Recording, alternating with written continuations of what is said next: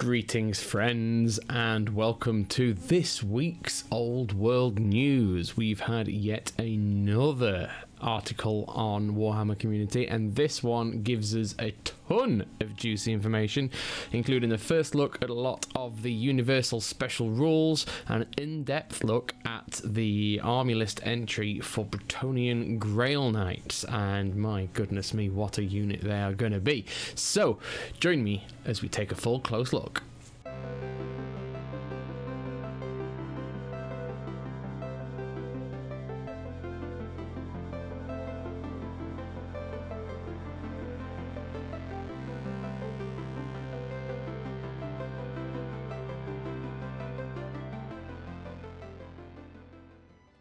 So here we go then, Living Saints and Special Rules, this week's Old World Almanac, and we jump straight in there with these beauties. My goodness me, this is a full character card, as you can see, full character card, a full army list entry, in fact, and you get all the details on all the upgrades, which is great, so we can take a real good close look at what this unit of knights looks like, and immediately we can see that they, at 38 points per model, are expensive, but rightly so. So, weapon skill 6, strength and toughness of 4, only 1 wound, but an initiative of 5, 2 attacks and a leadership 9 is a beast.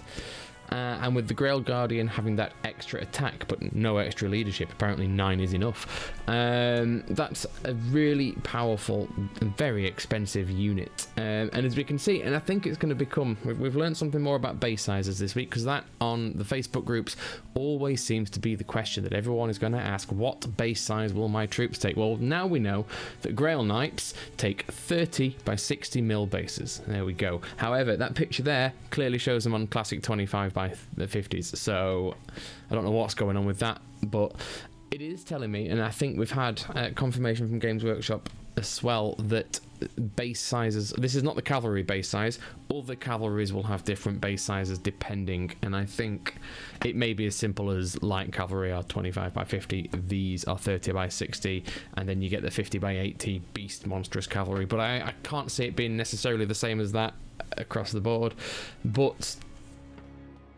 it's showing me, after it being a case at the sort of initial reveal that base sizes were going to be different, after it being a case of, oh well, it just helps up those old units rank up better, the fact that they've put base size as a key unit stat tells me that it's going to play a much bigger role in game than perhaps we thought previously, which is fine by me, because if it helps explain how these units interact, then I'm alright with that. It is, after all, just a line, and it can't just be a line so that you know to model your models correctly, put them on the right bases. This has got to have something more in depth to it. But looking on, so they are monsters, and they come with lancers, heavy armor, shields, Bretonnian warhorse with iron shod hooves, which count as hand weapons, and barding. So now, before we read anything about the options, just quick note on those barded warhorses. Previously, getting on a horse in Warhammer Fantasy Battle was enough to improve your armor save by 1. Nowadays, it looks like that is no longer the case. They have dropped that initial, oh, you're on a horse, you're moving fast and you're stompy and harder to hit. It's just gone. So, in this case, these are armored to the teeth. They have got full plate, they have got shields, they have got barded warhorses. That gives them a 3+ saving throw, which is alright, but yeah, it would have been 2+, and I think that maybe because we're seeing less armor modification as we go. Certain things have it, but we're seeing more of the armor bane rule, which we'll get to in a short while, because that finally has been explained, and I think it's a good one, and we'll get there. But first off, these Grail Knights, you may of course upgrade any one model to a Grail Guardian and to a Standard Bearer and a Musician, 7 points each for a combined total of 21 points there to get your command unit in. You may also purchase a Magic Standard worth up to 100 points, and your Grail Guardian may take a single knightly virtue, more on those later, and magic items up to a total of 50 points, which is a brave thing to do considering he has got just the 1 wound. That said, you don't expect people to survive the first charge with these. They are monstrous. I will say, however, that a unit size of 3+, if you're taking Standard Bearer, Musician and a Guardian, is getting very, very expensive, as you're then looking 45 points per model just for your first 3. You're really going to want a few more as well to make sure you're not losing those straight away. And if you put in a magic standard in there as well, and the magic items up to a total of 50 points, then you are investing a lot in this unit. And now that it's only got a 3+ save and they've still only got 1 wound each and a toughness of 4, a lot of things can kill these. It only takes 1 lucky longbow and that's it. But having said that, Lancers on the charge and Armorbane, as we now know what it does, make these devastating.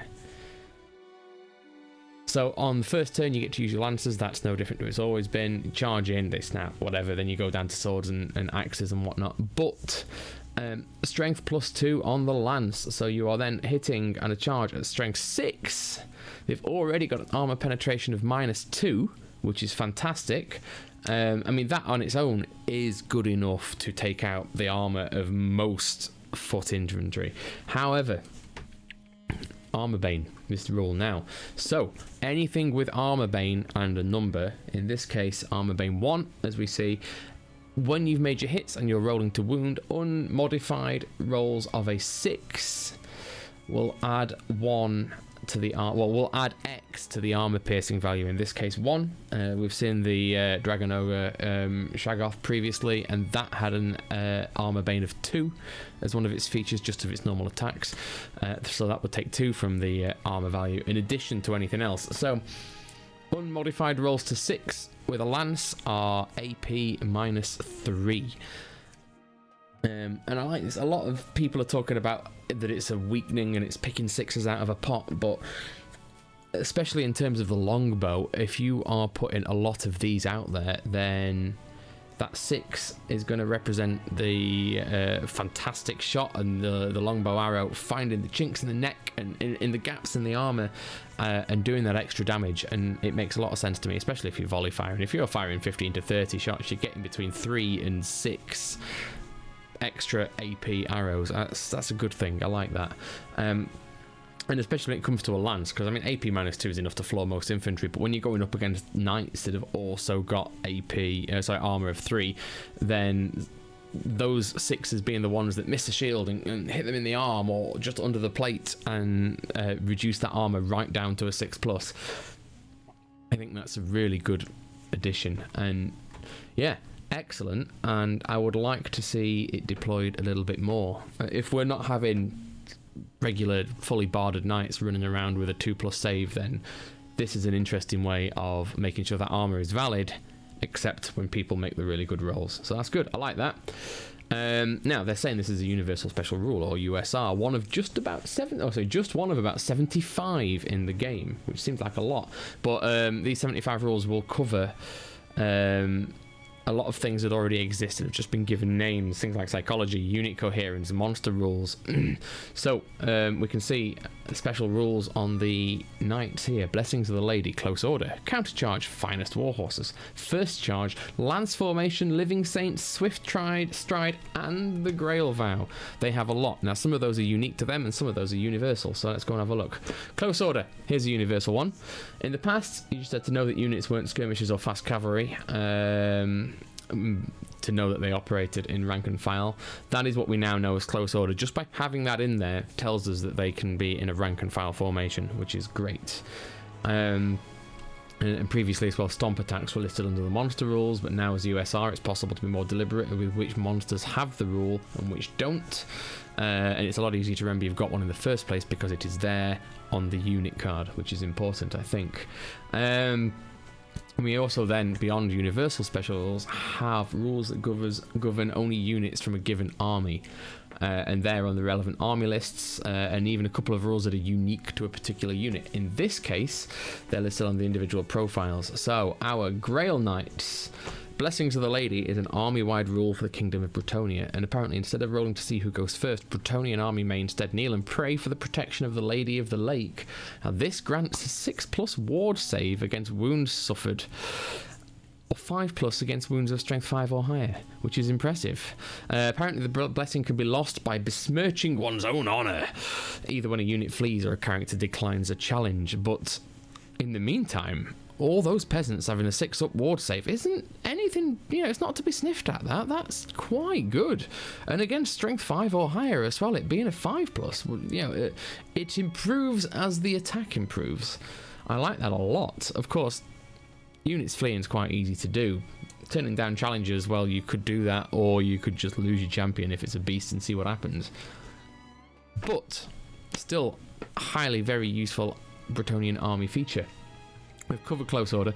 Counter charge, very effective against monsters, cavalry, and chariots, apparently. So if our Grail Knights, as they have counter charge, if they are charged by units such as those from a longer distance than their attacker's movement characteristic, they can spur their horses d3 + 1 inch in response. Both parties would then count as charging, and then initiative comes into play as to who goes first. Now, a lot of people have been discussing how this is resolved.